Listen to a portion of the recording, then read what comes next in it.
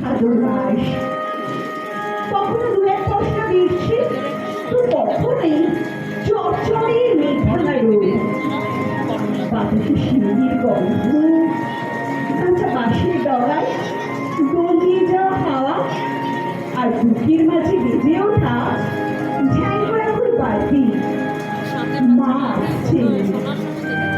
শরৎ মানেই তো দেবী দুর্গার আগমন, প্রকৃতির রূপ পরিবর্তনের মানে সে আগমনী আভাস দেয়।